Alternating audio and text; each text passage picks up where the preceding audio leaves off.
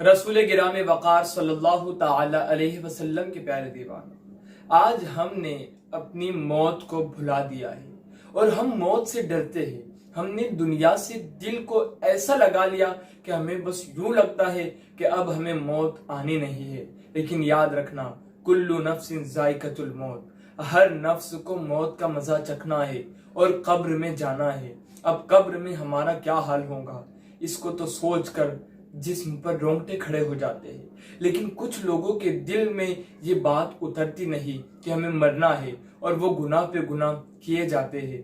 آج میں آپ کو ایک واقعہ سناؤں گا۔ خلیفہ عبد الملک کے پاس ایک شخص آیا اور وہ کہنے لگا کہ کیا خلیفہ میرے گناہ کی سزا مجھے دی جائے گی یا پھر میرا گناہ معاف کر دیا جائے گا؟ خلیفہ نے پوچھا تیرا گناہ کیا ہے؟ وہ کہتا ہے میرا گناہ بہت بڑا ہے، اور وہ سسکیاں مار مار کر روتا ہے۔ خلیفہ پھر اس سے پوچھتا ہے اے بندہ خدا، کیا تیرا گناہ زمین و آسمان سے بڑا ہے؟ وہ کہتا ہے کہ ہاں میرا گناہ زمین و آسمان سے بھی بڑا ہے۔ خلیفہ پھر پوچھتا ہے کیا تیرا گناہ لوح اور کرسی سے بڑا ہے؟ وہ کہتا ہے کہ ہاں میرا گناہ اس سے بھی بڑا ہے۔ پھر خلیفہ کہتا ہے اب میں یقین کے ساتھ کہتا ہوں کہ بندے تیرا گناہ خدا کی رحمت سے بڑا نہیں ہوگا۔ تو پھر اس کا دل کا طوفان تھم جاتا ہے اور وہ پھر خلیفہ سے عرض کرنے لگتا ہے کہ خلیفہ آخر بات یہ ہے کہ میں کفن چور ہوں اور میں کفن چرایا کرتا ہوں، لیکن آج میرے ساتھ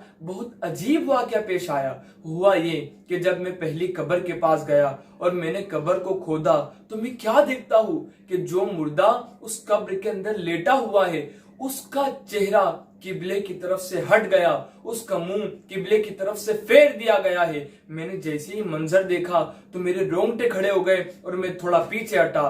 پھر غیب سے آواز آئی اے بندے خدا، پوچھ تو لے اس کا جرم کیا ہے؟ تو میں نے کہا مجھے تو بہت ڈر لگ رہا ہے، تم ہی بتا دو کہ آخر اس کا گناہ کیا ہے۔ تو غیب سے آواز آتی ہے کہ یہ جو شخص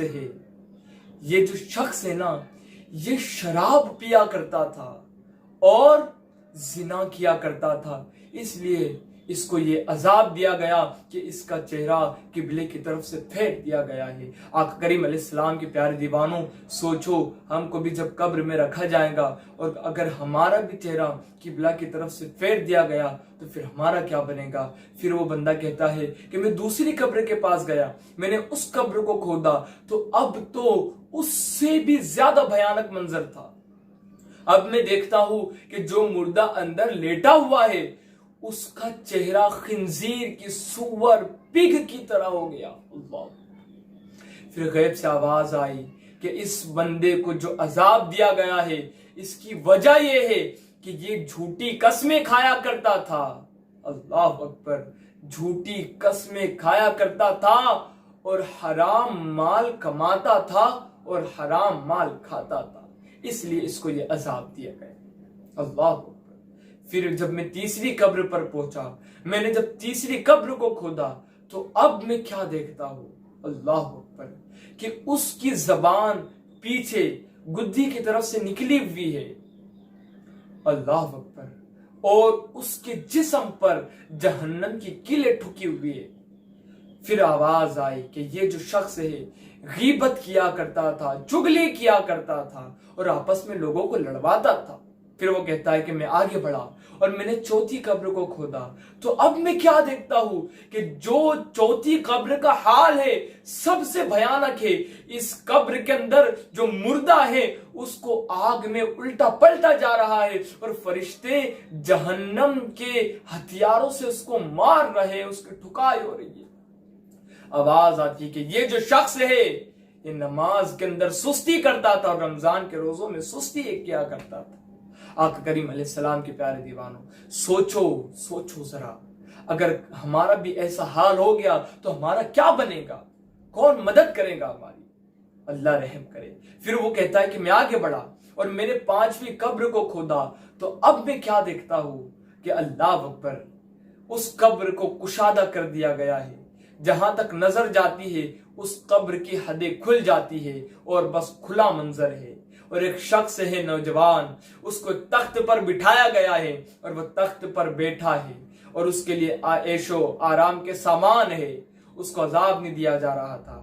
تو پھر غیب سے آواز آئی کہ یہ جو بندہ ہے اس نے جوانی میں توبہ کر لیا تھا، اس لیے اللہ تعالیٰ نے قبر میں اس کو یہ انعام عطا فرمایا۔ تو آقا کریم علیہ السلام کی پیارے دیوانوں، اگر ہم بھی اپنی قبر کو جنت بنانا چاہتے ہیں اور ان 4 قبروں جیسا نہیں بنانا چاہتے تو گناہوں سے توبہ کر لو۔